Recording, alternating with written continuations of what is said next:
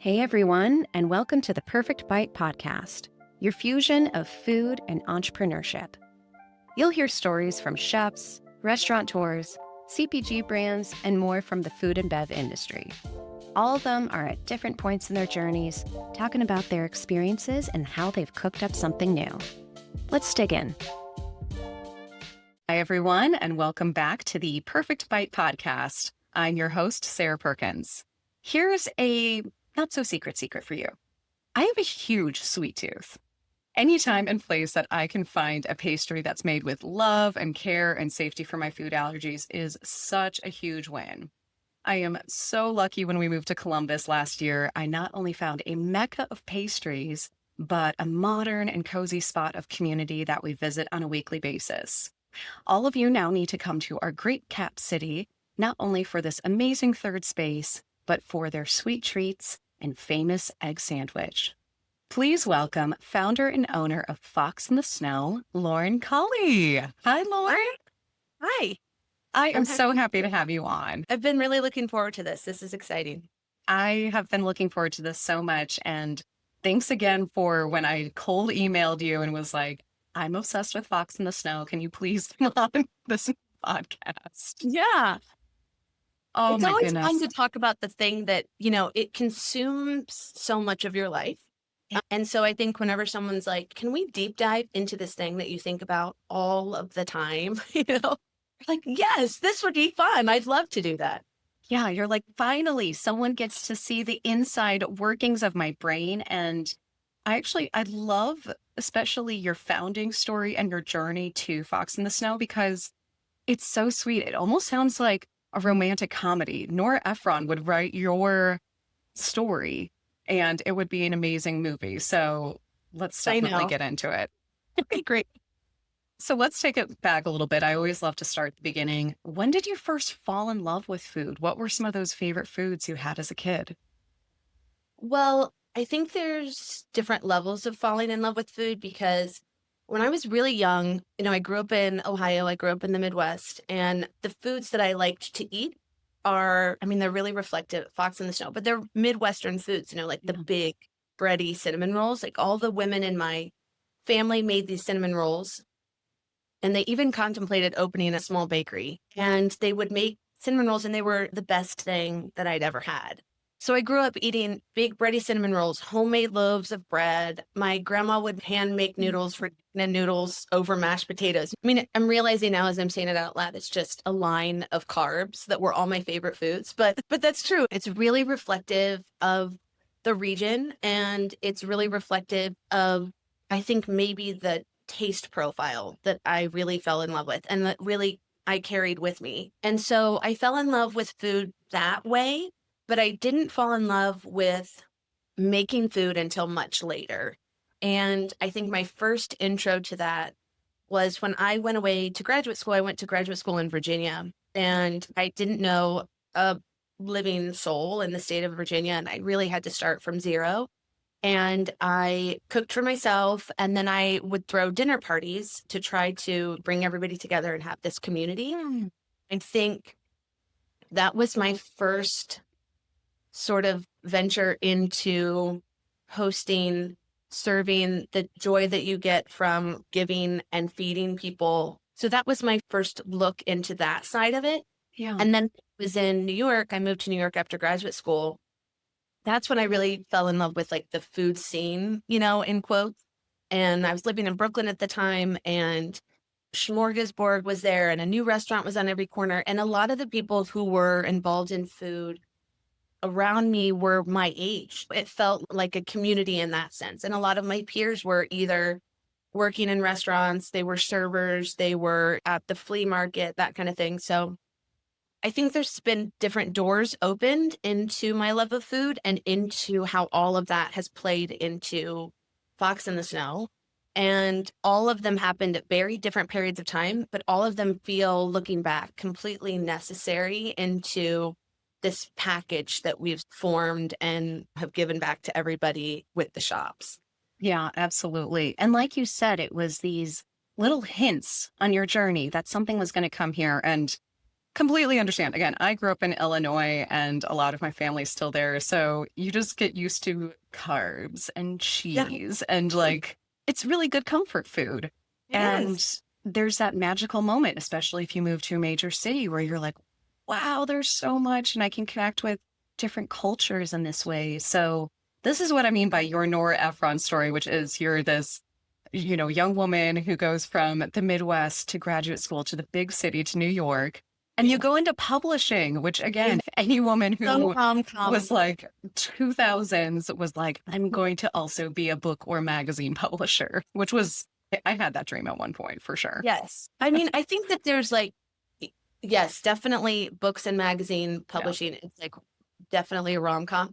I will say somebody should make well, maybe they shouldn't because it'd probably be a boring movie. But I was going to say somebody should make a movie about what it's really like because it's nothing like that at all. And when I went to graduate school for my master's in fine art, because I wanted to be a writer. And so when I got into book publishing, I think I took that creative side of me. And I think I took that idealized version of what it was like to publish books. And I took Yeah. that with me. And I think that expectation really set me up to sort of be, it sounds like a harsh word, but to be disappointed by what the job was like, because it is a business, right? And they are doing incredible things by finding these authors and giving them a spotlight and sharing their stories with everybody. And that's really amazing. But I think the business side of it wasn't the part that appealed to me.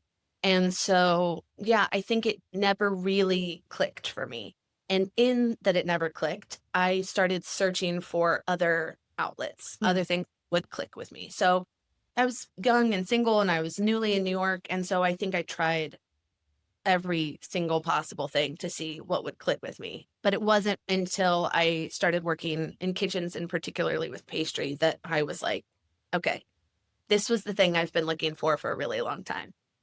Yeah, that was your aha moment. What was that job? How did you go from publishing world to pastries? Yeah. And without, say, formal training or going to, say, like CIA, how did you find your way into the kitchen like that? Well, it's interesting that this is called Perfect Bite because I was talking to somebody a couple weeks ago about how there really was this aha moment, and it really was a moment, and it really was a perfect bite for me. But I was at Smorgasburg, which is basically a food flea market in Brooklyn.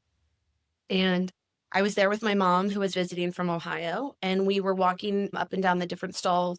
And there was one stall, and it was a bread baker, and he would make mozzarella in the morning, so the mozzarella was still warm. And then he would make kale pesto, and it was all, you could see the big chunks of Parmesan, and it was really sloppy, salty, and oily. And then he would rip the bread and he would put it in this piece of paper. And then he would put the warm mozzarella on top and the kale pesto. And then he would put olive oil on top. And you would get this big, messy bite. And I ate it and I was like, I mean, it sounds really dramatic, but it really is true that I ate it and I was looking at my mom and I was like, this is one of the best things I've ever eaten. It's one of my favorite bites I've ever had. And my mom was like, well, you should just go back and introduce yourself.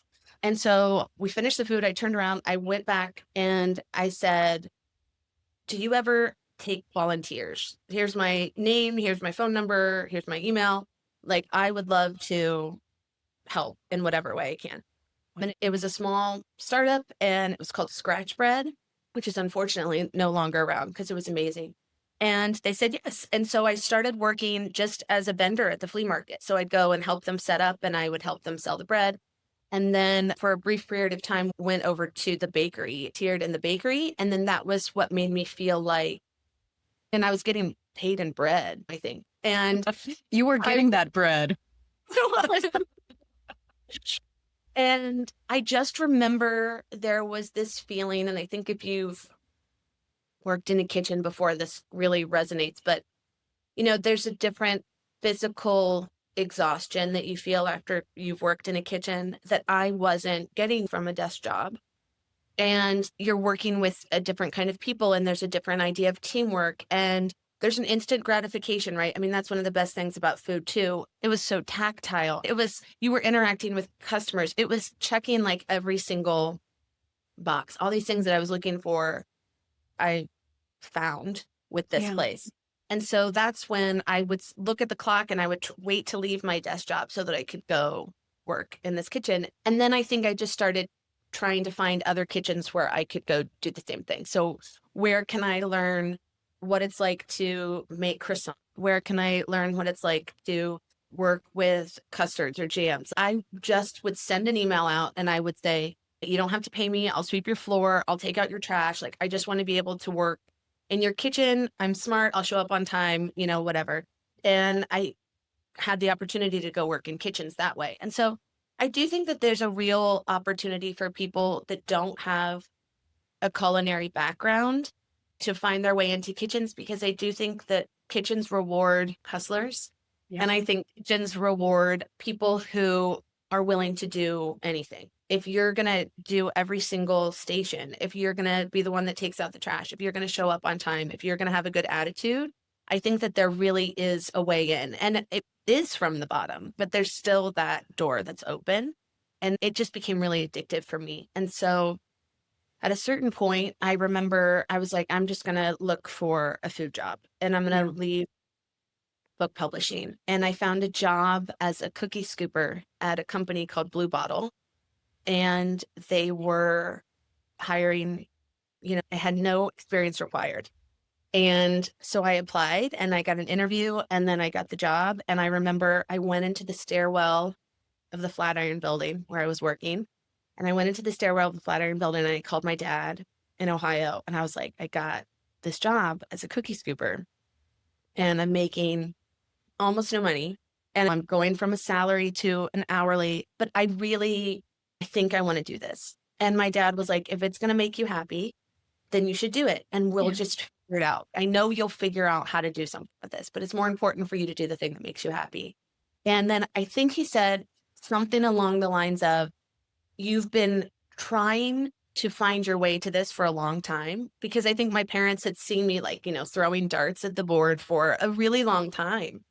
And so when I was like, no, I think this is the thing, I think they both knew me well enough to say to go for it. So that's how I got in. So I worked in kitchens for a really long time doing entry-level work, and then found a job that had no experience required and jumped at it.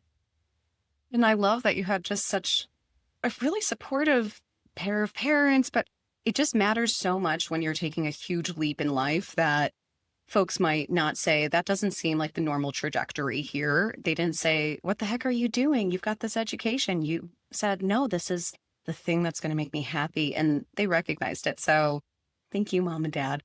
That's a huge moment.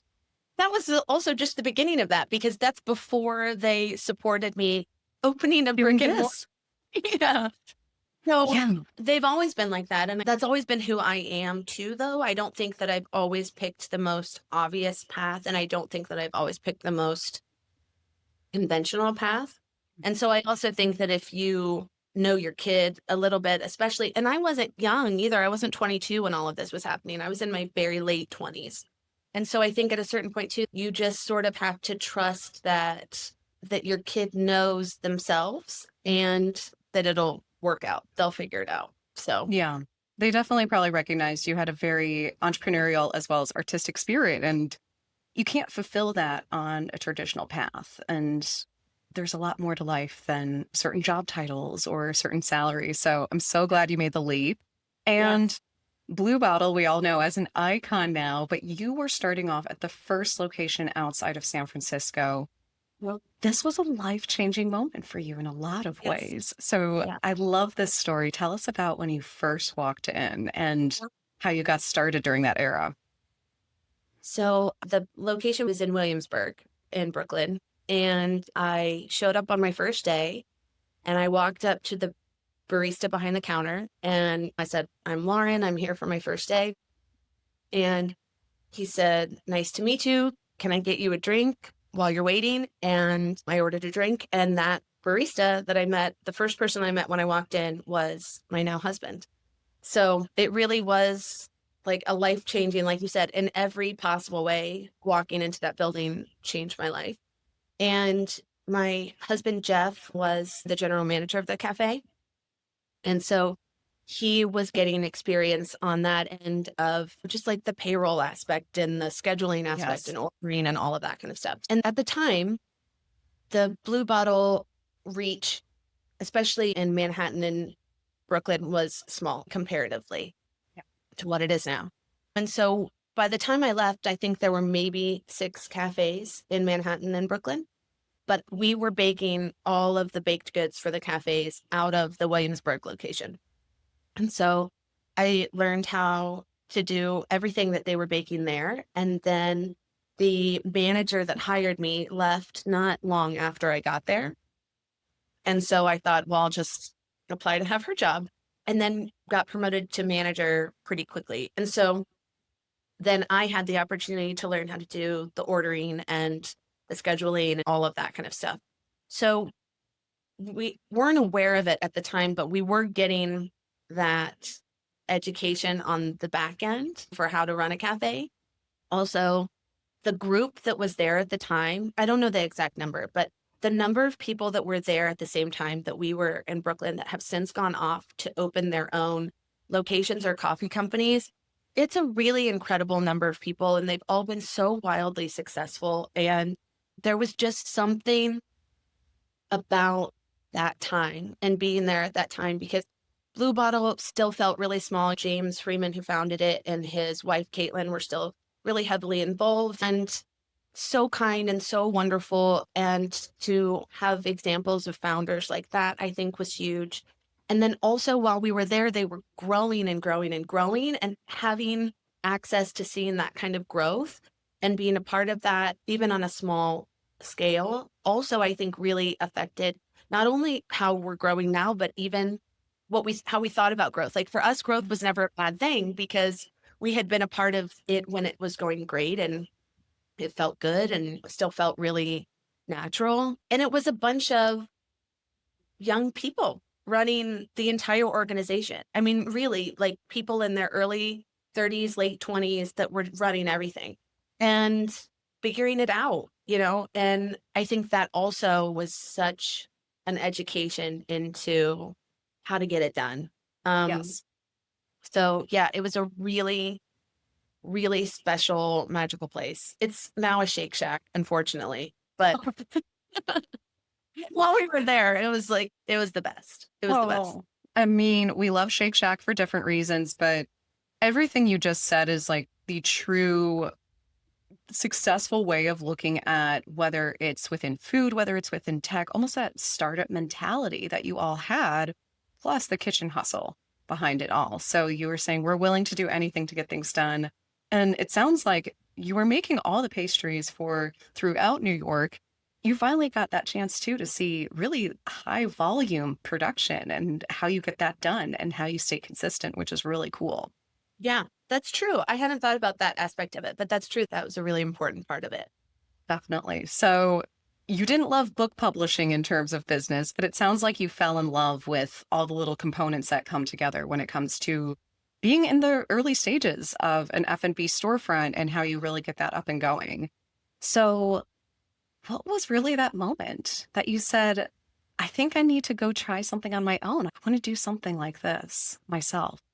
Yeah, I think there were 2 things that happened. So some of our best friends, Will and Kathleen Pratt, who own Tandem Coffee up in Maine, they had been a part of the early days of Blue Bottle, and they were one of the people that left to go do their own thing. So Jeff had been friends with them, and they had gone from San Francisco to New York, and then they moved up to Portland, Maine to go do their own thing. And so Jeff and I went to go visit them, and they have an incredible space up there. They have 2 incredible spaces, but at the time they had one incredible space. And I remember when I was there for the first time, I walked in and I was like, yes, this is what I want to do. It was them behind the counter. The customers were coming in. They knew the customers. The vibes felt incredible. The food was great. The coffee was delicious. It was just perfect. And it made me feel great. And it made me feel like something that I really wanted to do. And so I think when we were up in Maine, I think that was probably the first time that Jeff and I were like, well, what if we did something like this? And then when you see people who are your peers who have done it, you're also like, well, I can do this. People are doing this. This is an option. And so that was the first thing that happened. And then I came back to Ohio to visit my family, and I had gone to undergrad at Ohio State.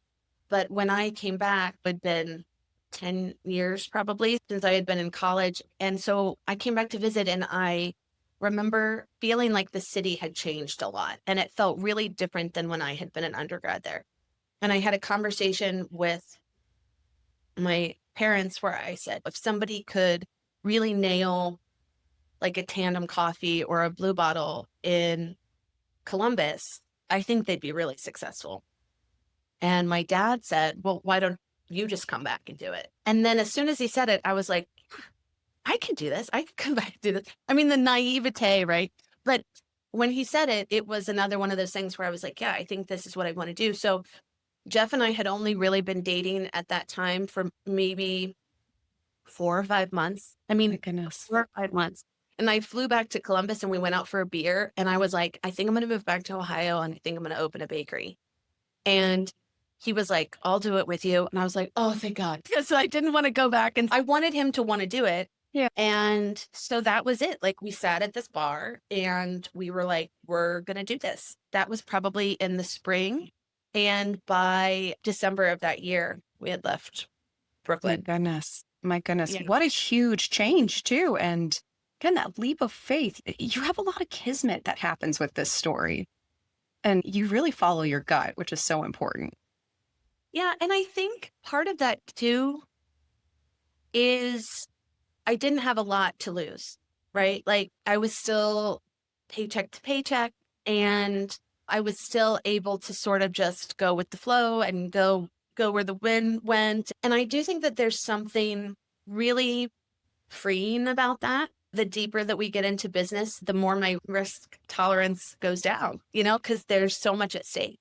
And I think at that time, it didn't feel like we had that much to lose. And we also were just so confident. And looking back, I feel almost embarrassed by believing that it was going to succeed because it was so hard, and we didn't know how hard it was going to be. And we didn't know if it was going to work. And we didn't know if people were going to take to it. There were so many unknowns that we should have been terrified and we should have been really hesitant. And I don't think that we were either one of those things. And we just went in full force. So much of the story is timing too.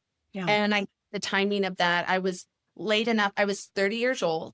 And so I think I had a sense of self that maybe I didn't have in my early 20s. I also had a clock where I was like, I don't have 10 more years to be like, let's just figure out what's going to happen. So it was like a do or die. I had a confidence that I didn't have in my early 20s. I had a partner that I wanted to do it with, which also I hadn't had in my early 20s. And so I think it was like, we do it now or we're not going to do it. And so we left Brooklyn earlier than we wanted to. I probably could have stayed there for forever and been happy. But we were like, if we're going to do this thing, then we have to do it right now. And turns out, I think we were right about that. Absolutely. And hindsight helps a lot too, where you're like, no, that was meant to be. And I'm so curious. I think everyone always asks you this. This is such a unique name. How did you come up with the concept of Fox in the Snow? Which, if anyone sees the logo, it is this adorable fox looking like it's jumping over a whole pile of snow. So we spent the summer trying to come up with a menu, a look, and a name. And I feel like we got the look pretty quickly. The menu, I really was like, I just want to do the food that I grew up with. We're going to be in the Midwest, and I want to lean into that. So those two things came really quickly, and we could not come up with a name. And there was a time, it was in the middle of the summer, and there's a Scottish band called Belle and Sebastian. Yep. And they were playing a concert in Prospect Park. And Jeff and I were getting ready in the apartment to go to this concert. And we were, as you do before you go to a concert, we were listening to the artist that we were going to go see to hype ourselves up or whatever. And they have a song called Fox in the Snow. And the first lines of the song are, Fox in the snow, where do you go to find something you can eat? And I was sitting there and Jeff said, why don't we just call it Fox in the Snow? And I think he said it almost as a joke. And I was like, yes, that's exactly what we should call it. And the logo should be when a fox hears something under the snow, they cock their ears and then they jump and they go head first into the snow. So I was like, it should just be in the middle of the jump. That's what the logo should be. And that was it. You could not have talked me out of it. We were getting ready for the concert and I was like, I'm going to find a pencil drawing of a fox jumping in the snow. And I found an artist in Chicago that had done a pencil drawing of it. And I reached out to her and I was like, can you change this drawing a little bit? I want it to be the logo for my coffee shop. Wow. And so she designed this logo. And I think for the rest of the time up until we opened, I think almost every single person in our lives tried to talk us out of that name. And everybody thought it was a terrible name. And they would tell us it was too long.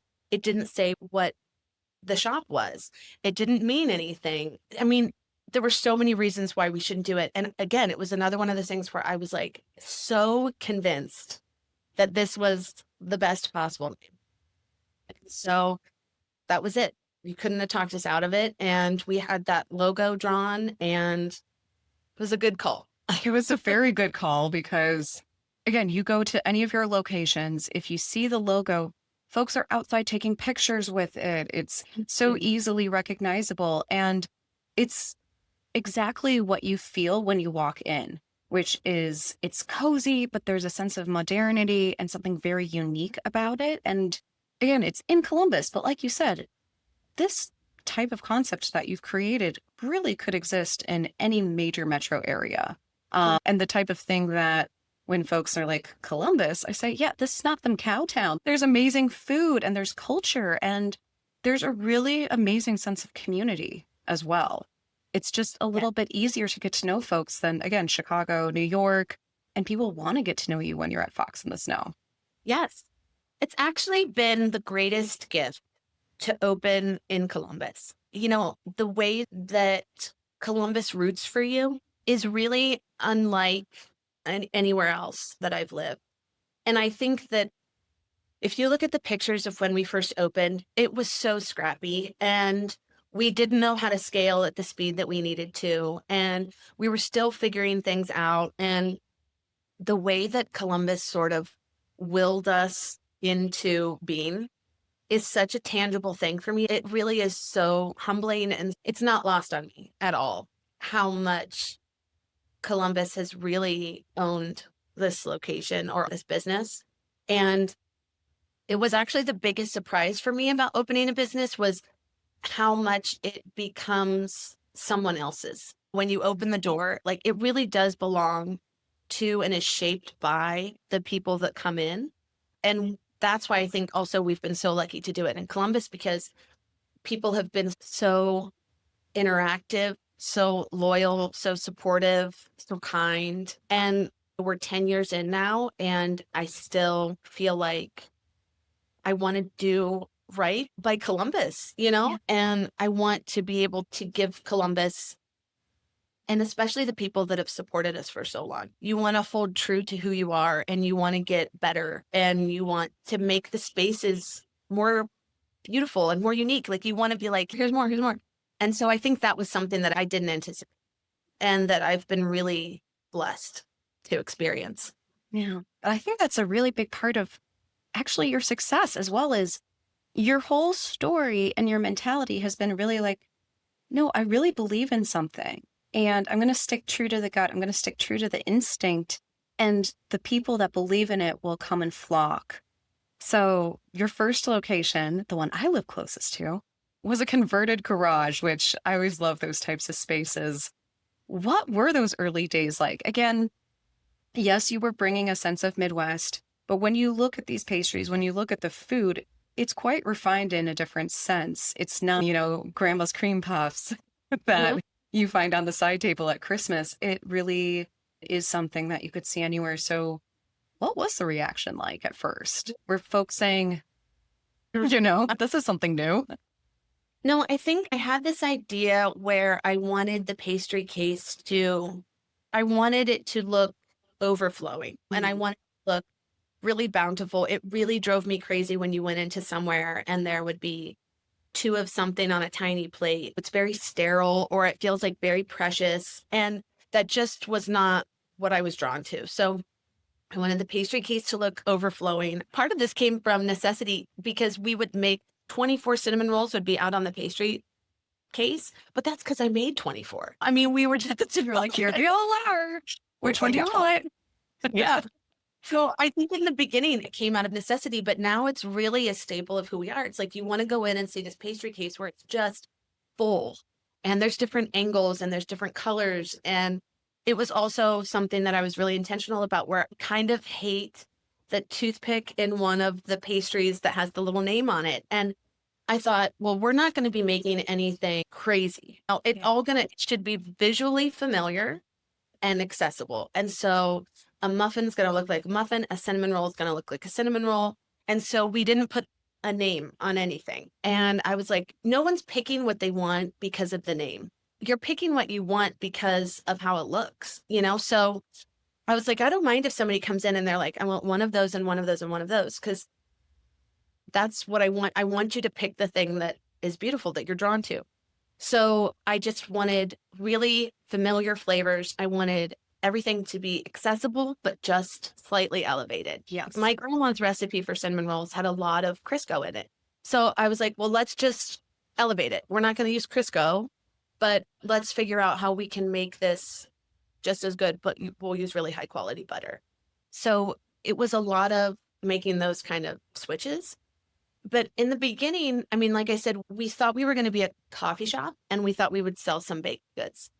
Right. And I think within a couple weeks of being open, we were like, no, we are a bakery and we sell coffee.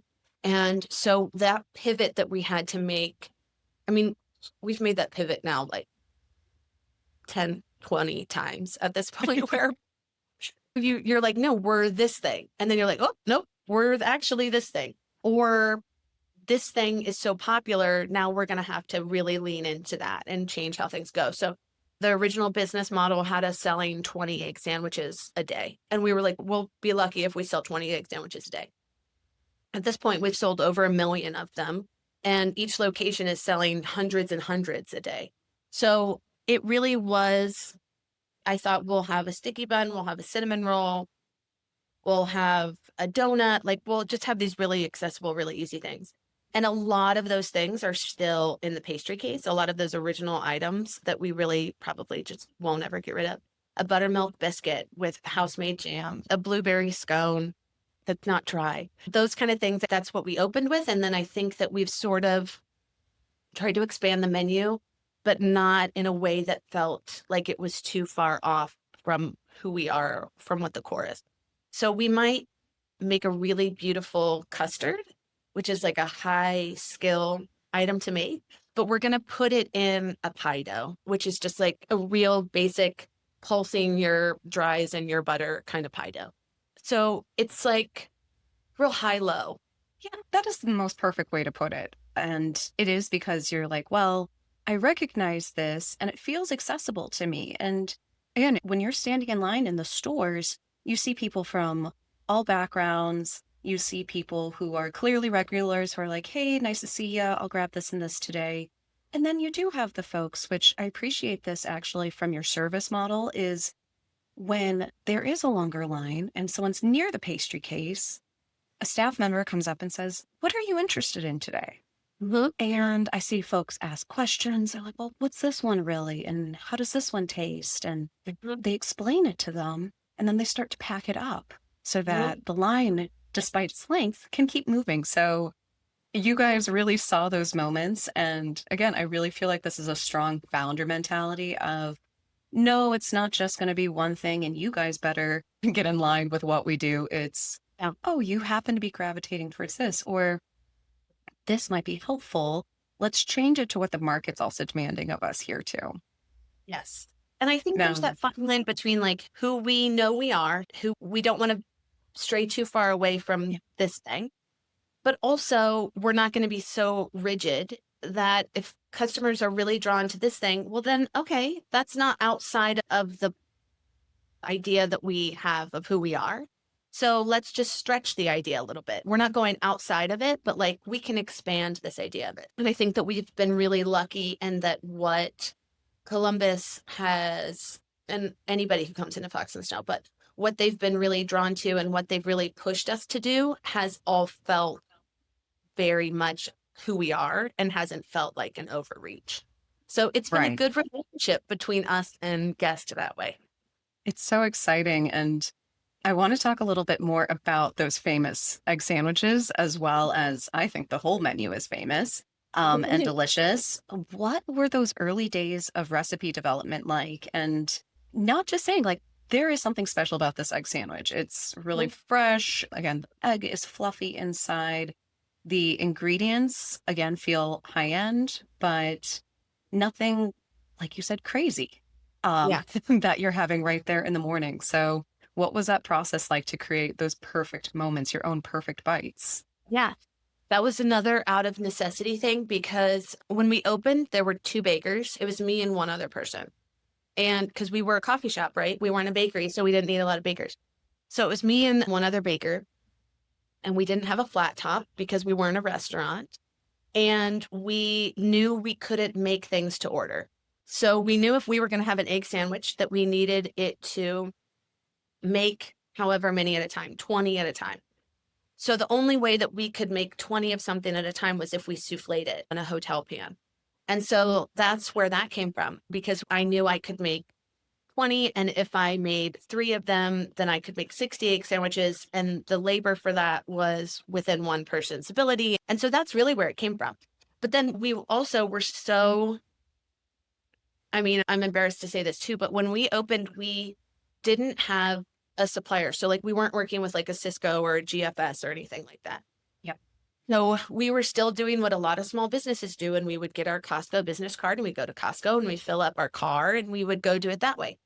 And then we found a bread. Actually, my mom found a bread because we were selling through so many egg sandwiches. We sold out of the bread that we were using.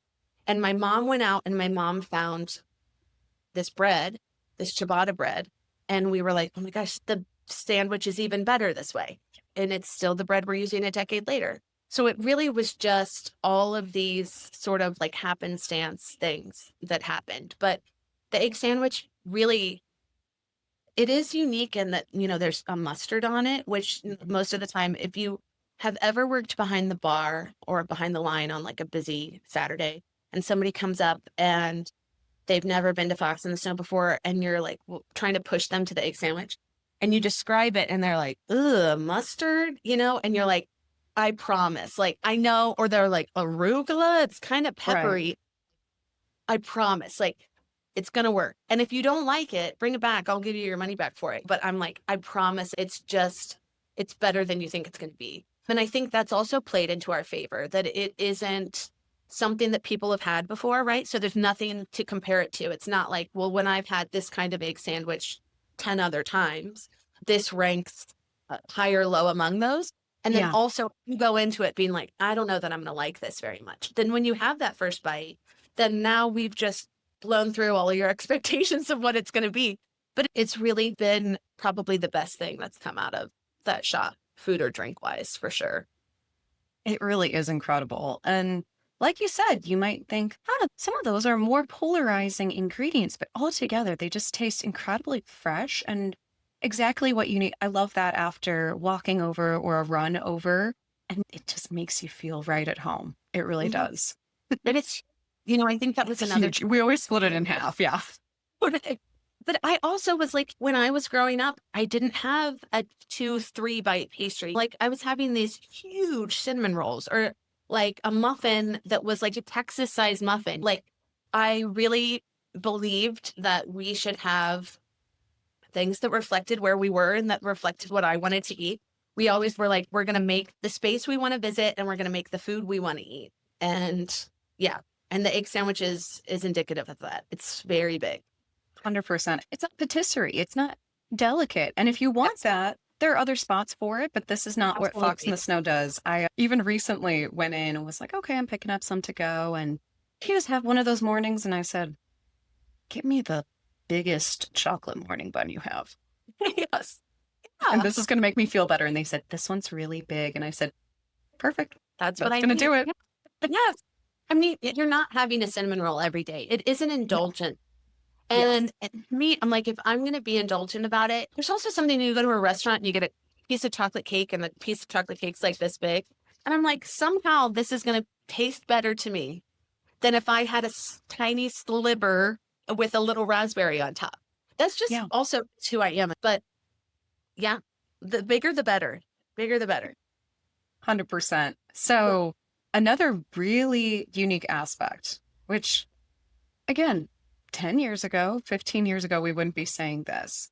To date, you still do not offer Wi-Fi for free or just on demand to customers within the store. So if you do want to work at the Fox in the Snow, well, one, don't do it during the busiest times because you got to keep things moving for everyone.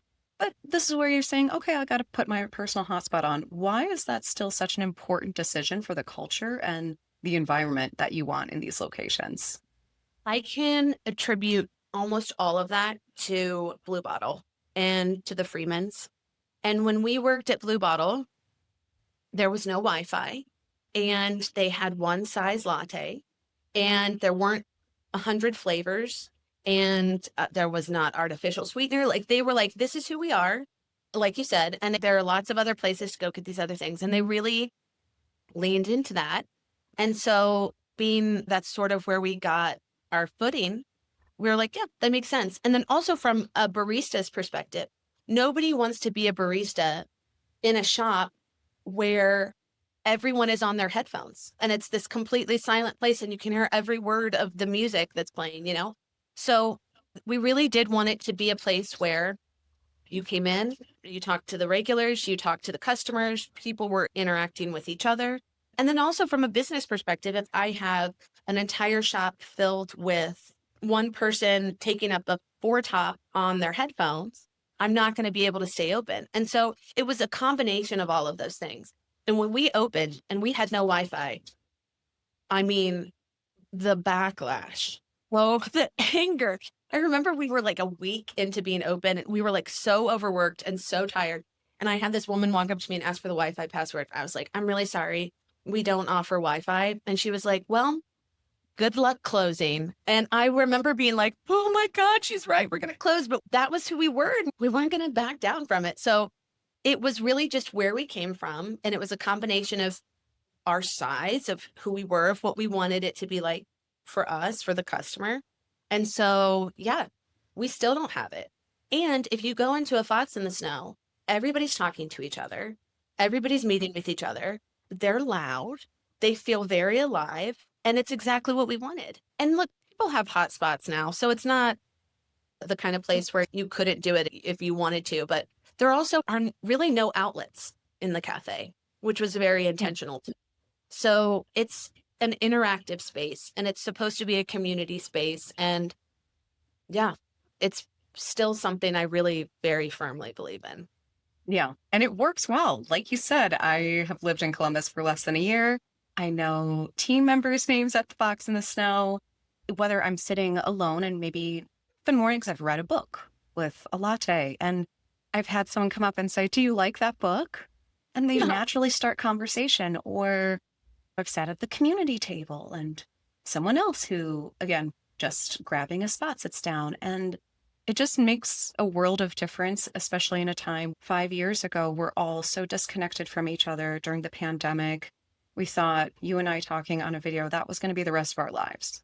It was a really scary time. So when you can come back and realize community is still what people want more than anything, and the rise of third spaces again, I think that it's something so evergreen, even though it feels like a trend right now. Yeah, I think that's true. And I think it's also just easier to be around longer if you really have deep roots in a small number of things where you're like, this really is the core of who we are. And this is really what we believe in. It's easier to grow because I think when we first started growing and opening other locations, I think there was this, well, it was good while it lasted and now it's not going to be the same. And I think that we've really just been like, nope, we know that these are the things that we're going to lean into. These are the things that we're always going to do. And I do think it makes it easier to make choices and to make the right decision. And also takes a little bit of that trusting your gut thing away because you have this core set of rules for yourself. Yeah. And you started with the gut, but then you went to, no, we actually know what works really well now. And it allows you to be a lot more scalable that way too. Yeah.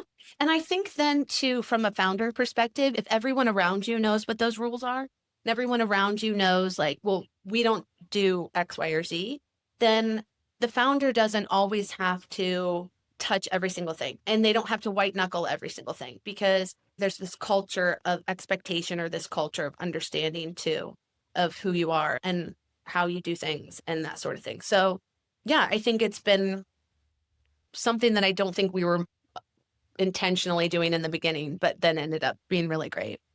Yeah. Speaking of scale, so Mhm. you have opened multiple locations in Columbus and that area now. Do you ever see yourself going outside of the Columbus metro area and seeing this somewhere else? Because again, it would be welcome in other areas too. Yeah, I like to think that we could go into a neighborhood almost anywhere and we could fit into that neighborhood and contribute to that neighborhood because we're not doing anything that's completely new. I mean, it's a gathering space with really good food. And I think there's so many different places where people want that. So yeah, we have 4 locations in Columbus. We'll have 5 by the end of the year. We'll hopefully have 6 in Columbus by this time next year. Wow. And then, yeah, I think we would love to go outside of the Columbus area.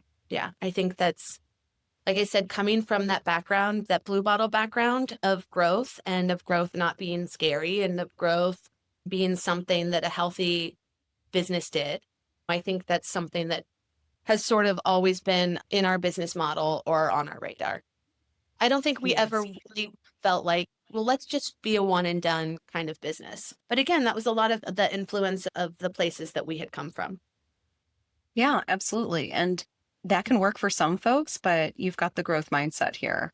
Yeah, I think so. And the only thing that we've run into that's really tricky is how do you scale really handmade everything? So everything at the shops is still done by hand. Everything is still hand folded, hand rolled, put together, hand pinched, like every single thing is still done from scratch. And so we were talking about numbers a couple of weeks ago and we're making, at this point by the end of the year we'll be making just tens of thousands of pastries every month just to meet up with demand. And that's with just the 4 locations. And so then we have to have these really serious conversations about, well, how do you make a cinnamon roll where we're still hand rolling it and putting every single part of it in? No machines are doing anything. And so how do you go from making 10,000 of something to having now 6 locations and now we're going to make 15,000 of something? And by the end of next year, how are we going to make 25,000 of something? And so I think that's the challenge now. I mean, it's something that I think that we'll be able to do. And it's something that is exciting. It's another one of those we'll figure it out kind of things. But yeah, I think when you first open and you are making 24, that's never somewhere where your brain goes. Yeah. You don't want to move too quickly because, like you Yeah. said, then you feel like, oh, well, now that feels like a waste or that didn't work out well. And so I feel like you are growing at the appropriate rate that works well for you guys. But I think you would also be totally bored. It sounds like if things just stayed the same, that they were at the same level, it sounds like you two would love to see what can we do next? Where can we take this to the next level? And it's just so important. And I think such an amazing example for the people in your life, your kids, everyone to see like, no, I can try something new. And guess what? If it's not perfect, it's okay. You just try something else. Yeah. Well, thank you for saying that because it is a lot of, I think you would think as the deeper you get into it, the more confidence you have in what you do. But like I said, there's so much more that you're responsible for. And there's so many more people that you're responsible for. And the expectation is higher the longer that you've been around. And so I do think that there's still a lot of unknowns. And so it doesn't prevent you from making the risk or taking the leap, but it's harder to do so than in the very beginning, I think. Yeah. Couple last questions here before the world's best and hardest question. So, what are some of those other biggest challenges that you've been facing lately that are pushing you to the next level? I mean, we're going through a very interesting time, just as a country, as a global community as well. And it's almost like we just don't know what's coming next. There's always something. So, how are you taking those moments in stride with not only the specific challenges of Fox in the Snow, but everything else that's happening with to food and bev, hospitality, and the Mhm. agricultural industries that we've got going on here? Yeah. It's something that we have a lot of internal conversations about. And I think Jeff and I were talking about this recently about how do you prepare without panic? Mm. And I think that's where we've sort of landed. I think when all of this was going on with egg pricing, and we're egg sandwich heavy, we're enriched dough heavy. And so that is a real thing that we felt. And so it was a lot of, okay, well, let's prepare, let's come up with a scenario A, B, and C so that we can pivot if we need to, so that we can be prepared when we need to be. And then knowing that we have A, B, and C, let's not panic. But I think if you are an entrepreneur that went, especially in the food industry, that went through COVID, I do feel like there is this sort of, we did COVID, and that was, how did we do that? And so I think it did sort of give you, a little bit of an armor or a callus, even where you think this thing was so hard and we did this thing. So we can do this next thing that comes up. And I think that even some of the people on our team that have been around for a really long time, I think they feel the same way. I'm glad to hear that because, again, uncertainty is going to be part of life. We don't Yeah. get to choose what the uncertainty is. But like you said, when you've been through those tough days, it really helps you get through the next ones. And you can say, I got myself back up again. We all did together. And so also thank you just for Fox and the Snow for being this place where, again, you see people through all walks of life and everyone's welcome. So it's the greatest feeling in the world to go in there. Yeah. Thank you for saying that. And that's been, sometimes you'll talk to people and they're like, well, what's your customer base? And I'm like, child to, late 80s. Like I think in the Everyone. beginning, yes, everyone. And that was also something that I think we've just been really overwhelmed by, which is people coming in as young kids, having memories there with their families, that there's like a nostalgia to coming, or, like you said, being a part of people's routines. And what a gift that is that people have integrated your space into their weekly lives, their daily lives. So that's been another one of those things that I just have felt so blessed to witness and to be a part of, which is the range of people that are in there and how people have gotten engaged there. They met their partner there. People will say, oh, I had a baby. And the first thing that I had after I had a baby was I wanted Fox in the Snow. So it's like those kind of memories. I think we're just really lucky to be a part of that. I think you're going to be extremely long lasting because of that too. And you've done it right, which is awesome.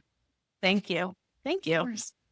So, what is one piece of advice, because I know you've learned many over the years, that you would give someone who is looking to be an entrepreneur themselves, whether it's within the food industry or any type of business?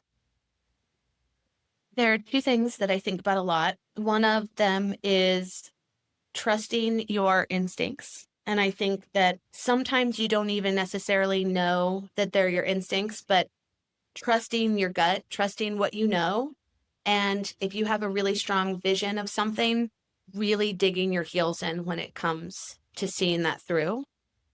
And then the second thing is being prepared to have a completely different job every year, every 6 months, really. And I don't know that we fully understood what that meant when we first started, but I think if your job looks the same every year over year, then I'm probably doing something wrong.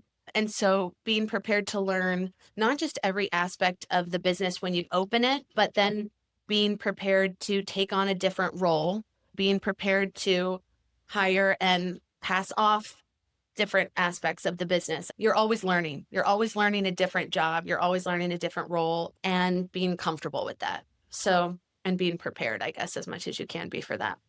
Yeah. Being ready that you're going to wear all the hats. It doesn't matter if you like. Yes. And there's a whole closet full of hats you don't even know exist yet. And then somebody's going to be like, here's all these hats. And you're going to be like, I've never even seen this hat. I guess I'd better learn about it. Oh my goodness. It reminds me of 27 dresses. And instead, now we just have the next level of closet for your entrepreneurial hats here. Yeah, exactly. The like clueless spinning closet. Yeah. The dream. The dream. Someone still has to create this. I know. Oh, wow. Lauren, this has been amazing. Let's get to, again, everyone's favorite question here. So just a reminder for everyone, this podcast is called The Perfect Bite because it's not only a little bit of a perfect bite of my career to date, being a journalist and then founder and then working with folks in food and bev, but it's because all of us have our own perfect bite, those memories, those moments, those recipes that really have changed us and will stick with us forever. And Lauren, you did mention one earlier today, but I wanted to ask, what is your perfect bite? Or maybe it's your second perfect bite in this case. So there's a question that we ask everybody when they first start working at the bakery. And we ask them if there was a food competition where you knew that you could win for eating the most of any one thing, what would you win? It's actually a really great question to ask people because sometimes they tell you answers and you're like, I would never have thought. So it's the first question we ask people on their first day at the bakery. My answer is, and my perfect bite is, the most Midwestern thing imaginable, which is a plate of homemade mashed potatoes with chicken and noodles on top of the mashed potatoes, homemade noodles, pan-pulled chicken, and that's a perfect bite. And it's the most bites I could eat. So for me, it's like one of my first memories. It would be my last meal, and it's the thing that I could eat the most of. So to me, there's nothing better. I love this. Midwesterners that you're putting like a gravy pasta on top of mashed potatoes. It's a hard sell, but the carbs on top of carbs for me, it's as good as it gets. It's two types of carbs. It's not the same carb. Thank you. I totally understand. And it's so an answer you wouldn't expect given your business. So I wonder if one day you'll channel those flavors into a pastry. That is a really good idea. I do think that there has been something, though, about making thousands of a thing that isn't my favorite thing, because then my favorite thing can remain my favorite thing. You know what I mean? So, and it's the only thing that I haven't ever really been able to improve upon. Like, I don't know if the bites that I had when I was, 6 and 10, I don't know if I would ever be able to make a better bite than those, but it's a good thought. There's many places it can go.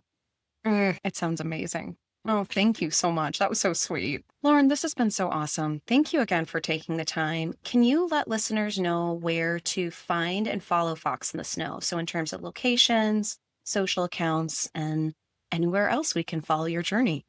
Yeah. So we're at Fox in the Snow on Instagram and Facebook. We're foxinthesnow.com and Fox in the Snow Café on all our social channels. And we're in Columbus, hopefully soon in other areas of Ohio. And yeah, that's where we are for now. To be seen. More coming. Yeah. This was so great. Can't wait to see you soon and to grab my favorite, which is the blueberry galette. Thanks again for joining us. And everyone, this was Lauren Culley's Perfect Bite. Thanks for tuning in to The Perfect Bite today. You can listen to future episodes on Apple Podcasts, Spotify, and anywhere else you listen to podcasts. Thanks in advance for subscribing, rating, and reviewing. You can follow The Perfect Bite on social media at Perfect Bite Pod. Now go get something good to eat.